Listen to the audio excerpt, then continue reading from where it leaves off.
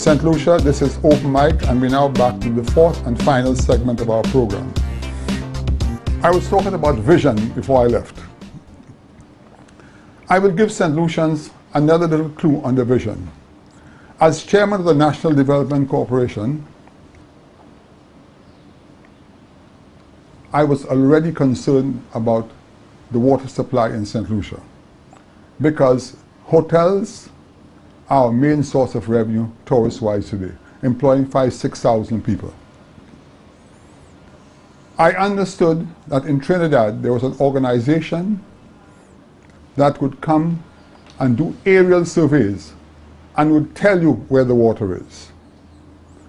I brought that company to St. Lucia 15 years ago, and I was advised that outside Cap Estate, there was an area of brackish water.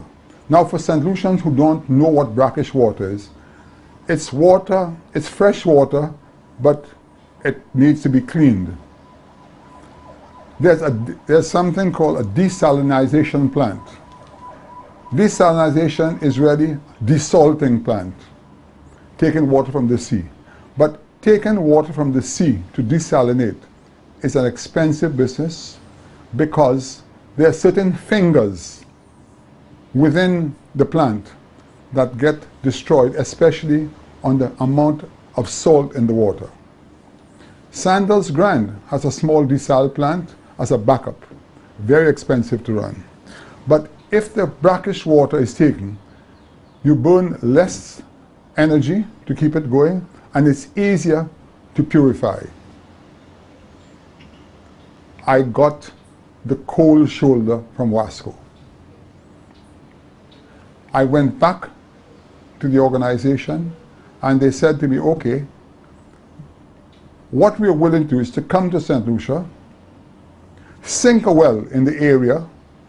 If we find water, you pay us for our explorations and we take it from there. If we don't find water, you don't pay me. Nothing was done. That's 15 years ago. Now, that is what I talk about vision. People having a vision as to what to do in a country, okay? St. Lucia is my homeland.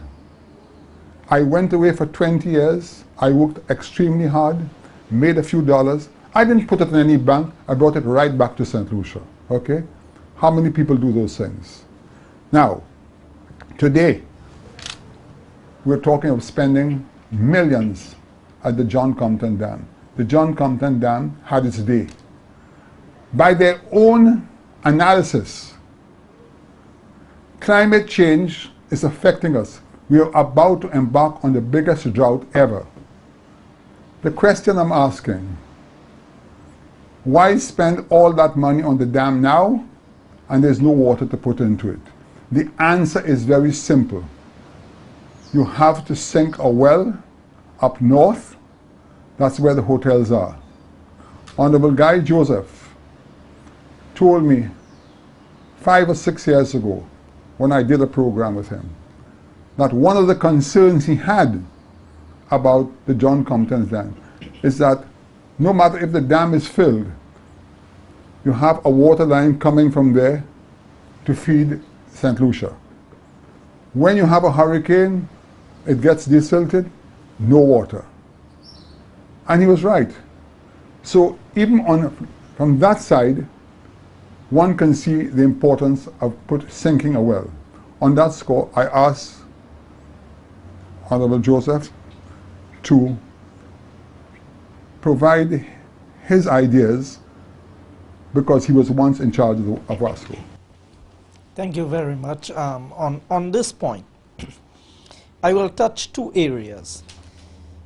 What has happened at Port Castries and the non-development in this area. We would recall that we had a signed agreement with Royal Caribbean to develop where the old cargo sheds are and where the old police station was. A clear indication that Dr. Anthony at the time when he came into office said he would not go into any business venture as the government with the developers, and the lead developer was Royal Caribbean. But because there were certain partners in the arrangement, he fought it. Today, after almost 5 years in government, the eyesore remains in Castries, and all we have there is just empty buildings that cannot produce any revenue for St. Lucia. And these revenues that we are losing as a result, you can never regain, because that is gone and it's gone forever. And that is where persons allow their personal issues to come in and affect the vision of development of the country. And this is a trademark of this government.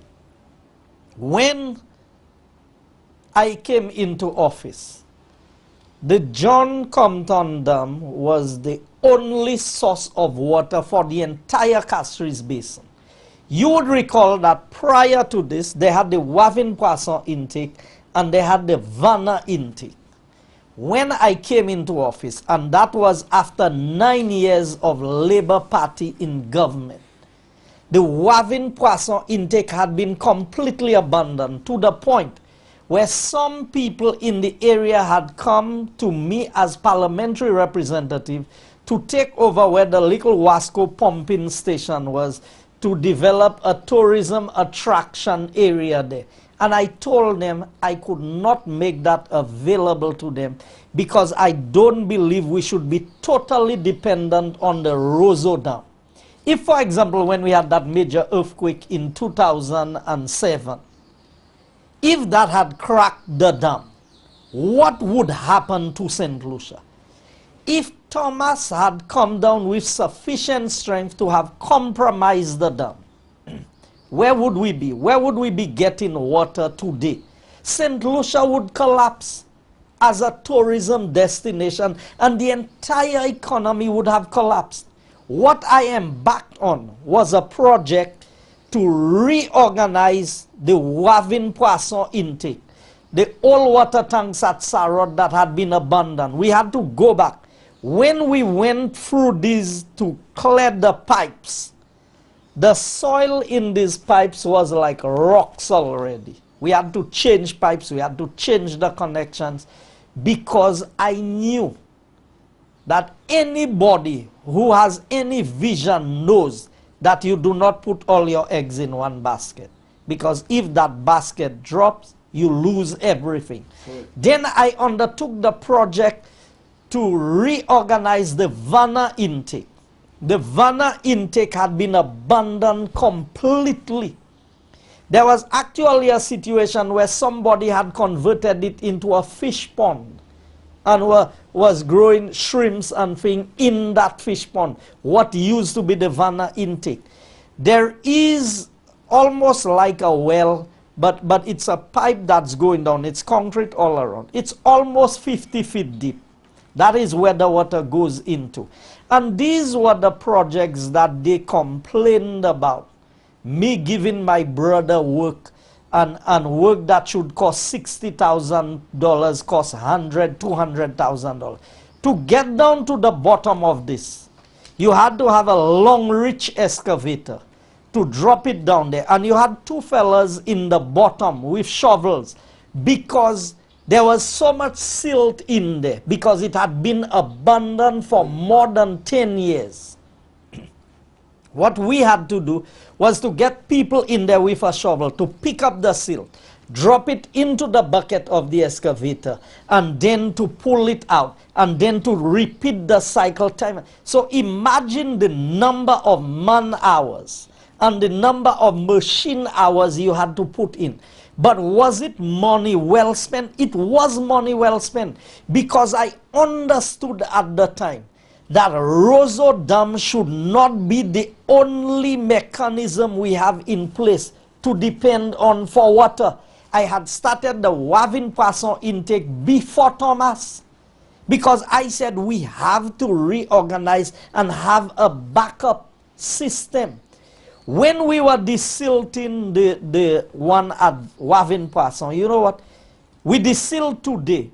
When it rained, the following day, it was filled back. It would look like you did no work there. and it was supervised and they knew. But you see, for political reasons, the government, the present government would attack anybody who has had vision and who has had insight as to where this country should go. You would know, because you help us on the commission of WASCO. I had already brought in persons there who had done surveys. We were already looking at drilling wells where the water table was a bit high, so that we could have a backup system. Because I felt that if we could get some 3 million gallons of water through 5 wells where you could get 600,000 gallons per well per day in the northern area, that you would reduce considerably the cost of pumping water. You would reduce all the challenges of storage, of having to build big water tanks to store and to pump there, because you would be able to get this water from the well. And some of this water, we know from the surveys that we had done, was so clean that it would need minimal treatment. And I am saying, here we are, 6 years after Thomas. Thomas happened in 2010. We are in the 6th year after the Thomas. We've had so much rain in between, and the dam was never desilted. Here we are paying a fine for a fee for the desilting of the dam, and no work was done. And now we are hearing the minister say that Roseau Dam should become a backup system rather than the main system for water. But if under the UWP we did not have the vision to not abandon Wavin Poisson and Vanna completely, when there is another intake at Vanna that's way up in the hills, you know what we had to do? We had to pay to carry diesel there by the 5-gallon jerrycans of diesel, containers. And we had to pay the fellas $25 because of the distance, because you could not get the equipment to track up and down to be able to go and desilt that intake, which is a gravity flow intake that allows the water to flow down to the pump through gravity. All of these works we did. And what do we get from the government, the present government? Criticism. You all wasted money. You all did this. You all did that. You all cannot account for what you all did. All the records are there to show that under the UWP administration, we had that vision. We knew, you could see the weather patterns. We had a drought and a major water disaster in the same year, which tells you the impact of climate change. Because it was 2010, the drought started in 2009, carried into 2010. And then it was that same 2010 we had Thomas. But before that, we were already planning backup for the water system, for Vieux Fort, for Soufrière, and for the northern part of the island. So it is clear that unless we have leaders who have vision and who understands that because you get a new toy today does not mean that you throw away the old one. And that when, because Sir John built the dam because of the vision he had at the time. But when the Labour Party came into office, remember they were the ones who completed the process and commissioned the operations of the dam. What did they do? They abandoned Vanna and they abandoned Wavin Poisson.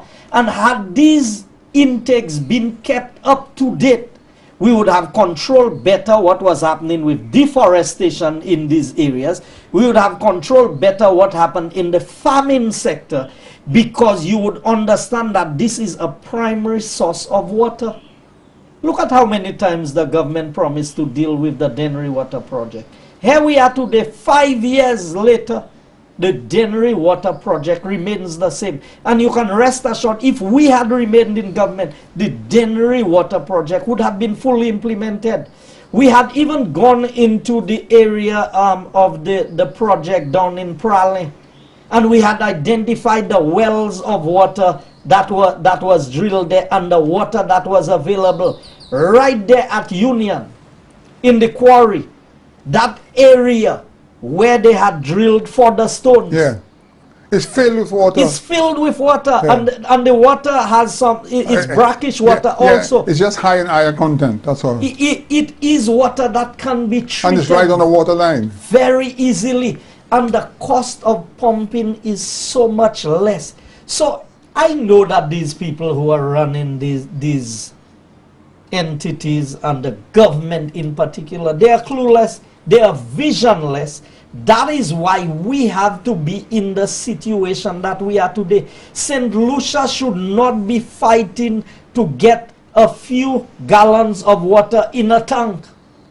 We took the necessary steps to see to it that we were advancing and putting the measures in place to protect us from the drought. Here we are, on the verge of a drought, and the dam at Roseau has less than 1/3 of its capacity available, because I can tell you there are two intakes from the dam. One is about 22 feet or meters down, and the other one is much further down. It means that once your water level goes below the first one where the water is extracted from, the outflow valve, once it goes below that, you cannot get the water from the dam again, because the other outflow valve is below silt, and they have not done anything to be able to get to that lower valve where you can get the second amount of water from the dam. So we are definitely in a crisis situation, but the government did nothing to address the matter, sat down for almost 5 years, and now they are telling us it's a drought and you can only desil the dam in the rainy season. But we always knew that. Yeah. Nobody didn't have to tell us that. We knew how many rainy seasons we've had. Yeah. And what was done? Because they were trying to push the work so their friends could get the work, rather than try and engage the people who were here, who had submitted proposals and indicated how they would have done the work at a much cheaper price than what they were bargaining for. Well, St. Lucia, this is Open Mic. We've had quite a session today, and I want to say thank you so much for listening, and until next Sunday, this is Open Mic saying goodbye.